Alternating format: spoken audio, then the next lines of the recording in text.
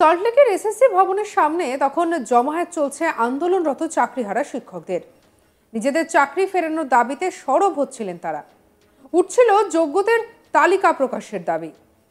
এই পরিস্থিতিতে শুক্রবার 11 এপ্রিল আন্দোলনরত শিক্ষকদের মাঝে এলেন বিজেপি সাংসদ তথা প্রাক্তন বিচারপতি অভিজিৎ গঙ্গোপাধ্যায়। চাকরিহারা শিক্ষক এবং শিক্ষাকর্মীদের পাশে থাকার বার্তা দিয়ে এদিন যোগ্য প্রার্থীদের ওএমআর শিট প্রকাশের দাবি তোলেন অভিজিৎ গঙ্গোপাধ্যায়। আর এর জন্য রাজ্য সরকারকে 2 ঘন্টা সময় বেঁধে দেন প্রাক্তন বিচারপতি। এই 2 ঘন্টার মধ্যে যদি রাজ্য সরকার স্কুল সার্ভিস কমিশনকে ওএমআর শিট প্রকাশের নির্দেশ না দেয়, তাহলে রাজ্যের মুখ্যমন্ত্রীর পদত্যাগের দাবিতে সরব হবেন বলে হুঁশিয়ারি দেন অভিজিৎ গঙ্গোপাধ্যায়। এদিন চাকরিহারা আন্দোলনকারী শিক্ষক শিক্ষিকাদের সামনে এসএসসির 18 ধারাটি পড়ে শোনান। তিনি এও জানান যে এই 18 নম্বর ধারা অনুযায়ী রাজ্য সরকার কি করতে পারে। তিনি বলেন, আমাদের দাবি মুখ্যমন্ত্রী মমতা ব্যানার্জি 2 ঘন্টার মধ্যে এসএসসিকে নির্দেশ দিন যাতে স্কুল সার্ভিস কমিশন বাধ্য হয়ে তাদের কাছে যে ওএমআর শিটের স্ক্যান কপি আছে তা প্রকাশ করুক। কি বলছেন অভিজিৎ গঙ্গোপাধ্যায়, শুনুন।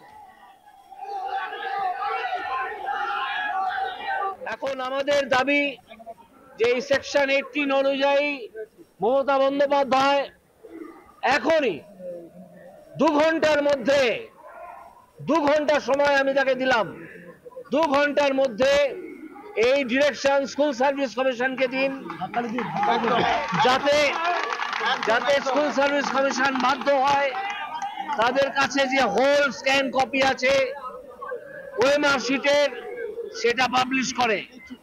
যদি তা না দেন তাহলে বুঝবো মমতা বন্দ্যোপাধ্যায় যে ভাওতা সেদিন দিয়েছেন নেতাজি ইন্ডোরে, সেই ভাওতাবাজিও এখনো চালিয়ে যাচ্ছেন এবং সেটা চালিয়ে যেতে ইচ্ছুক।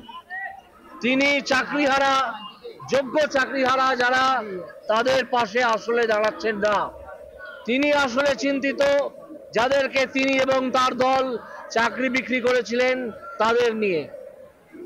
এই যোগ্য প্রার্থী যারা আজকে এখানে ভিড় করে আছেন তাদের নিয়ে নয়।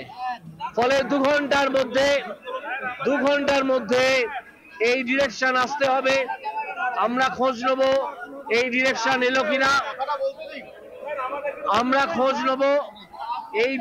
এলো কিনা, এবং সেই ডিরেকশন যদি না আসে আমরা মমতা ব্যানার্জির পদত্যাগ চাইব প্রতি মুহূর্তে।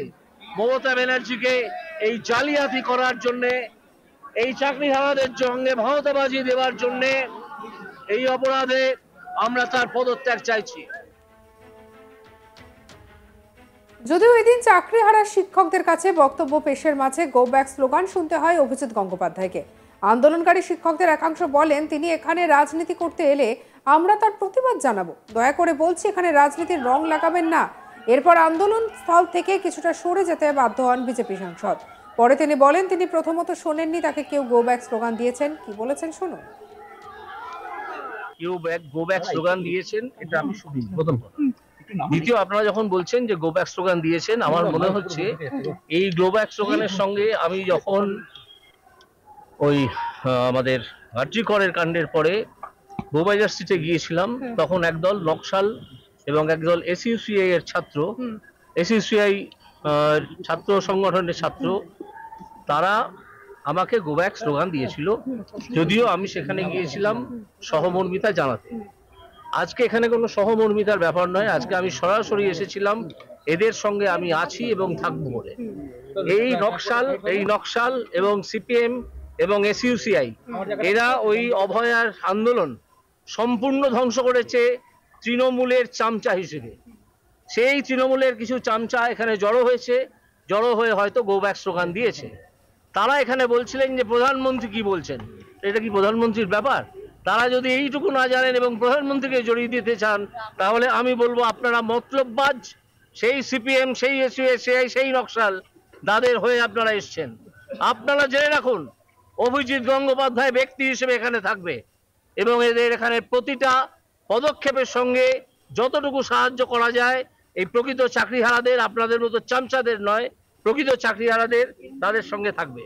সেই জন্যে আমি আজকে সেকশন 18টা পড়ে দিয়েছি স্কুল সার্ভিস কমিশন অ্যাক্টের, যে স্কুল সার্ভিস কমিশন যখন এই ওএমআর শিট পাবলিশ করলো না, তখন সরকারের এই ক্ষমতা আছে section 18 of school service commission act অনুযায়ী, যে স্কুল সার্ভিস কমিশনকে ডিরেকশন দিতে যে তুমি ওএমআর শিট পাবলিশ করে দাও।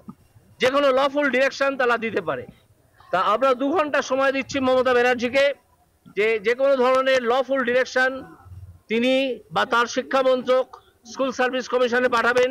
আমরা 2 ঘন্টা সময় দিচ্ছি মমতা ব্যানার্জিকে, যে কোনো ধরনের লফুল ডিরেকশন তিনি বা তার শিক্ষা মন্ত্রক স্কুল সার্ভিস কমিশনে পাঠাবেন, এবং পাঠালে স্কুল সার্ভিস কমিশন বাধ্য থাকবে সেই ওএমআর শিট পাবলিশ করতে। যদি এই ওএমআর শিট তারা পাবলিশ না করেন এবং এই ধরনের ডিরেকশন যদি না আসে, তাহলে আমরা ধরে নেব আপনারা ওএমআর শিট পাবলিশ করতে চাইছেন না, কারণ আপনারা স্বচ্ছতার অভাব এইটাই চান, স্বচ্ছ হতে চান না। Transparency demands publication of the all OMR shits. আপনারা স্বচ্ছতা চান না, আপনারা যারা চাকরি কিনেছে তাদেরকেই রক্ষা করতে চান, যারা সৎভাবে এই যে ভালো ছেলেগুলো চাকরি পেয়েছে তারা যে রাস্তায় বসে আছে তাদের পক্ষে কোনো কাজ করছেন না। আপনি কি নিয়ে তাহলে, আপনি অন্য অনেক ছাত্রছাত্রী আছে যারা রিভিউ অ্যাপ্লিকেশন নিয়ে সুপ্রিম কোর্টে যেতে পারে, যারা তাদের কথা বলতে পারে, আপনি সেই কথা বলায় বাধা দিচ্ছেন কেন? ওএমআর শিট আপনার পৈতৃক সম্পত্তি নয়, ওএমআর শিট রাজ্য সরকারের কোনো ব্যক্তির পৈতৃক সম্পত্তি নয়, ওএমআর শিট ছাত্রছাত্রী যারা ক্যান্ডিডেট ছিল তাদের সম্পত্তি, তাদের সম্পত্তি আপনি আজকে ওয়েবসাইটে আপলোড করবেন না কেন? এটা আপনাকে করতেই হবে। আমরা আপনার পদত্যাগ দাবি করছি। 2 ঘন্টা বাদে থেকে আপনারা দেখবেন যে উত্তাল হয়ে উঠবে সারা পশ্চিমবঙ্গ।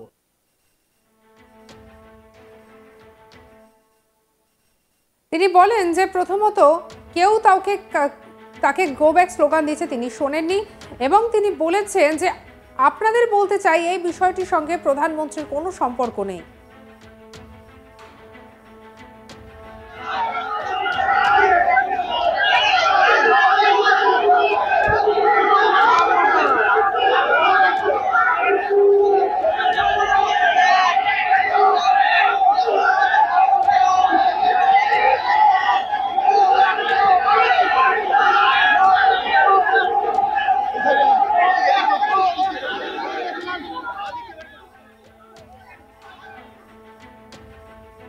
চাকরিহারাদের সঙ্গে দেখা করতে যান প্রাক্তন বিচারপতি, তবে সেখানে গিয়ে তাকে গো ব্যাক স্লোগানের মুখে পড়তে হয়, এবং এই ঘটনাকে ঘিরে রীতিমতো পরিস্থিতি বেসামাল হয়ে ওঠে। এবং আপনারা দেখতে পাচ্ছেন সেই ছবি, দফায় দফায় বিক্ষোভ চলছে এসএসসি ভবনে, সল্টলেকের এসএসসি ভবনের সামনে।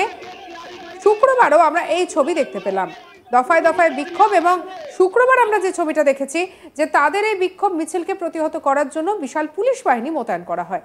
সঙ্গে রাখুন আজ তাক বাংলাকে। আপনার মতামত জানাতে পারেন কমেন্ট সেকশনে, সাবস্ক্রাইব করতে ভুলবেন না।